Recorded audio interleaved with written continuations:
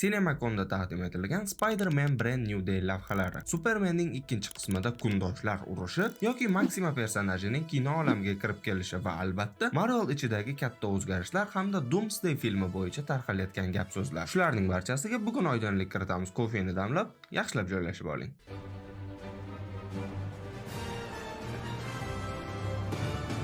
Avvalo albatta o'rgimchak odamdan boshlaymiz. CinemaCon'da namoyish etilgan lavhalar shuni ko'rsatadiki, Brand New Day oddiy navbatdagi Spider-Man filmi emas. Tom Hollandning o'zi aytishicha, bu ularning eng hissiy filmlaridan biri bo'ladi. Hatto ayrim jihatdan eng ulg'aygan, eng jiddiy Spider-Man hikoyasi bo'lishi mumkin. Ko'rsatilgan sahnada Peter Parker yolg'iz, kichkina do'kon yonidagi stol atrofida o'tiribdi. Qo'lida arzon gullar. Shu payt ichkariga Ned kiradi va shu paytda filmning eng og'riqli va eng qiziq nuqtasi yana bir bor eslatiladi. Ned ham MJ ham Spider-Manni eslaydi, u bilan birga qilgan ishlarini, Spider-Man bilan tomlarda sakrab yurishganini, lekin Peter Parkerni eslamaydi. Ya'ni ular niqobli qahramon mavjudligini biladi. U bir vaqtlar ularning hayotini bir necha bor saqlab qolganini ham his qiladi, lekin uning aynan kim bo'lganini bilishmaydi. Keyingi kadrlardan bilamizki, Ned Spider-Manning shaxsini aniqlamoqchi ekan, lekin yomon niyatda emas. U niqob ostidagi shaxsni ommaga fosh qilmoqchi emas, balki shunchaki uni topib yuzma-yuz rahmat aytmoqchi. Shu maqsadda u hatto Spider Tracker yaratgan. Odamlar Spider-Manni ko'rgan joylarini belgilab boradi. Shu orqali xarita shakllanadi va Ned asta-sekin qidiruv doirasini toraytiradi. Nedda detektivlik qobiliyati juda past ekanligini uning asosiy gumondorlari Flash Thompson va Professor Harringtonlar ekanligidan bilsa bo'ladi. Umuman detektivlik qila olmas ekansan. Sherlock Holmesni taniysan-ku, bir-ikki maslahat so'ramadingmi?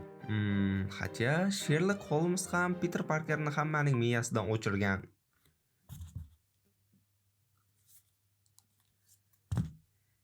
Peter Parkerni hammani miyasidan o'chirgan Doktor Strange ham bitta odamligini inobatga olsak, Sherlock Strange Nedga yordam bermagan bo'lardi. Ned va MJ nega aynan Peterga juda yaqin joyda paydo bo'lib qolgan? Javob shuki, ular ehtimol Spider-Man yashashi mumkin bo'lgan hududga yaqinroq yashashni tanlagan. Ya'ni ular beixtiyor yana Peterning yoniga qaytib kelgan. Bu esa personajlarni qayta birlashtirishning eng mantiqiy usullaridan biri. Keyin asosiy treylerlardagi biz ko'rgan ziyofat sahnasi. Ned va MJ endi ulg'aygan, MITdan qaytgan, New Yorkdagi yangi hayotini qurayotgan yoshlar sifatida ko'rsatildi. Peter esa bu hayotga begona odamdek kiradi. Eng achinarli tomoni shundaki, u o'z do'stlari orasida endi o'zini tanishtirishga majbur. Bu albatta juda og'riqli, lekin aynan shuning uchun ham bu sahna juda emotsional. MJ hali ham avvalgidek o'tkir, aqlli va gaplarida biroz kesatiq bor.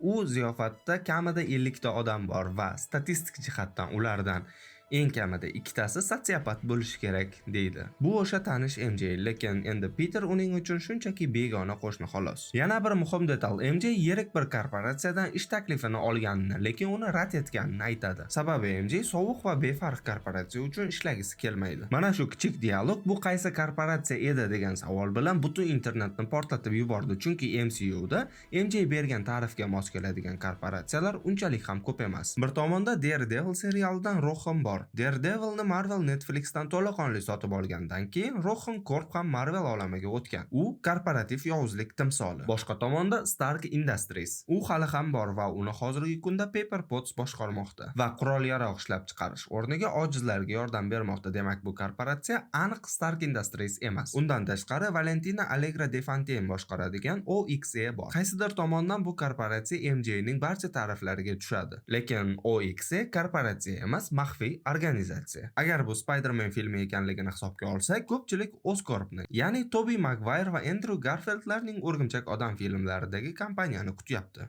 No Way Home'da Norman Osborn bu olamda Oscorp yo'q ekanligini aytgan. Bu juda muhim detal, lekin bu mutlaq rad javobi deb ham qabul qilib bo'lmaydi. Birinchidan, u aynan Oscorp nomini izlagan bo'lishi mumkin. Ikkinchidan, kompaniya keyinroq paydo bo'lgan bo'lishi mumkin yoki uchinchidan, Oscorp kompaniyasi o'zi Marvel komikslarida avvaldan bo'lmagan. Bu nom Tobey Maguire O'rgimchak odami filmi uchun alohida o'ylab topilgan. Komikslarda Osbornlar kompaniyasi nomi doim boshqacha nomlar bilan keltirilgan. Bo'lmadi deganda to'rtinchidan, Marvel xohlasa Osbornlar sulolasining boshqa varianti orqali ham korporatsiyani kino olamiga kiritib yubora oladi. Qisqasi, asosiy kino olamida biz hali Osbornlar oilasini ko'rishimiz mumkin. Bu nazariyani yanada kuchaytiradigan narsa film posterlaridagi baland notanish bino. Ayrim muxlislar bu yangi Oscar Tower bo'lishi mumkin deb taxmin qilishyapti. Agar MJ rad etgan ish aynan shu kompaniyada bo'lsa, bu film syujeti bilan bevosita bog'liq bo'lishi ehtimoli katta. Chunki bunday dialoglar odatda bekorga yozilmaydi. Sahnaning eng og'ir nuqtasi esa MJ ning yonida boshqa yigit borligi. U bilan ochiqchasiga yaqin munosabat ko'rsatiladi. Peter esa buni chetdan kuzatadi. O'z hayotidan uzilib qolgan odamdek qarab turadi. Shu nuqtada filmning hissiy markazi nimada bo'lishi aniq ko'rinadi. Bu safar gap shunchaki navbatdagi yovuzni yengish haqida emas, balki Peter o'z qurbonligi oqibatlari bilan yashashi haqida. Sinemakonda ko'rsatilgan boshqa kadrlar esa filmda faqat drama emas, actionlar ham yetarli bo'lishini ko'rsatadi. Yangi lavhalarda Spider-Man qurollangan askarlar yoki agentlarga qarshi chiqayotgani ko'rinadi. Peter jang oldidan hazil aralash, cho'zilish mashqlarini qiladi va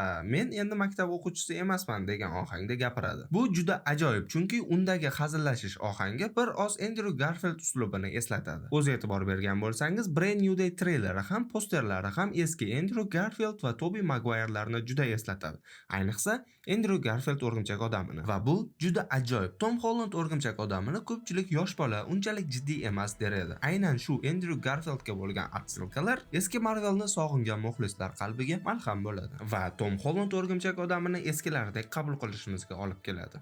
Yana bir muhim detal filmda Kate David ijro etgan qahramonning gaplari. U o'rgimchaklarning 3 ta hayot sikli borligini, bir sikldan ikkinchisiga o'tish jarayonida ular juda zaif bo'lishini, lekin omon qolganlari uchun bu qayta tug'ilish bo'lishini aytadi. Bu albatta oddiy biologiya haqida emas, bu Peterning o'zi haqida metafora bo'lishi aniq. Ya'ni No Way Home'dan keyingi bu bosqich uning yangi tug'ilishi, yangi hayot davri. No Way Home'dan keyin butun olamdan ayrilib qolishi Peterga psixologik ulg'ayishga sabab bo'lgan. Agar No Way Home Doktor Strange'ning gapini eslasak, u dastlab Peterni yosh bolasan deb urishib, uni ismi bilan emas, taxallusi bilan chaqirishni talab qiladi. Film so'ngida esa Strange Peterni go'yoki ulg'ayganiga hurmat yuzasidan ismi bilan chaqirishini so'raydi. Aynan o'sha vaqtdan boshlab Peter psixologik ulg'ayishni va mutatsiya qilishni boshlagan. Tobey Maguire o'rgimchak odami super qobiliyat olgan vaqtidanoq o'z qo'lidan ip otishiga sabab ham aynan shu bo'lishi mumkin. U Peter allaqachon ulg'ayib bo'lgan.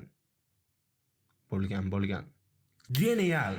Endi filmning ehtimoliy asosiy yovuzlari haqida gaplashsak. Bu yerda ham vaziyat qiziq. Treylerning o'zida ham Daredevil serialidagi The Hand klani ninjalari ko'p marotaba ko'rsatilgan. Hattoki ba'zi muxlislar ninjalar o'rgimchakka qarab otilayotgan paytda Daredevil bo'lishi kerak. Buni shunchaki treylerda yashirishgan deb hisoblamoqda. Marvel bunga umuman izoh bermayotgan va Daredevil roli ijrochisi buni qayta-qayta noto'g'ri ekanligini aytayotgan bo'lsa-da, Marvel No Way Home'da bu ishni qilgan va kim ham Marvelga ishonardi? Boshqa bir mishmishda esa kulminatsiyada Jean Grey Bruce Banner ongini egallab, uni kulrang Hulkga aylantirib, Spider-Man va Punisherga qarshi yuboradi degan gap bor. Bu qanchalik rost hozircha noma'lum, chunki bu hozirgi filmga ham va treylerda ko'rsatilayotgan ko'cha janglari mohiyatiga ham unchalik tushmaydi. Strange Things filmi yulduzi Sadie Sink filmda muhim rol o'ynashi haqidagi gaplar hamon tarqalmoqda. Ko'pchilik uni Jean Grey deb taxmin qilmoqda. Yana bir nazariyaga ko'ra, Joe Keery filmda Gary Osborn bo'lishi mumkin. Hozircha bularning hech biri rasman tasdiqlanmagan. Xullas, Brand New Day bo'yicha asosiy ma'lumotlar shular. Shu joyda Geek Movies, New Rockstars va Instagramdagi har xil profil egalariga rahmat aytmoqchiman. Chunki Sinemakonda men o'zim ishtirok etganim yo'q. Amerikada bo'ldi video, ma'lumotlarni esa chet el blogerlari ishlagan videolardan yig'dim. Endi DC tomonga o'tamiz. So'nggi kunlarda eng ko'p muhokama qilinayotgan mavzulardan biri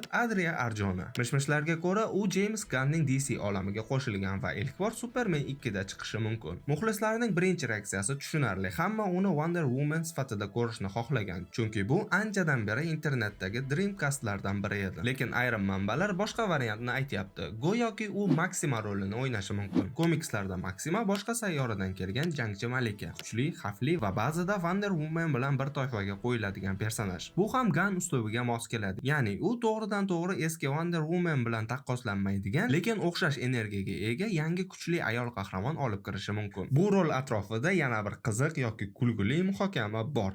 Agar James Gunn komikslar vizualiga shunchalik sodiq bo'lsa, unda Maximaning klassik komiks kostyumini filmni 18+ qilmay qanday talqin qilinishini ko'rish ham juda qiziq bo'ladi. Undan tashqari Maxima komikslarda Supermanni o'zining bo'lajak farzandlari uchun eng yaxshi ota sifatida ko'radi va Supermanga erishish uchun ancha-muncha ishlarga qo'l uradi. Va komikslarda Maximani juda ham yaxshi personaj deb aytish qiyin. Hozirgi Supermanda Lois Lane bor ekanligini hisobga olsak, Man of Tomorrow'da qiziqqina kundoshlar jangini ko'radiganga o'xshaymiz. Bu haqida allaqachon Telegramda gaplashib bo'lganmiz. Agar siz ham xuddi shunday qiziqarli yangiliklar, kadr orti qiziqlari, eksklyuziv kontentlarni o'tkazib yuborishni xohlamasangiz, Telegramga obuna bo'lib qo'yishingizni so'rayman. Qaytgancha Telegramda ba'zida mana bunday hot photos ham bo'lib turadi.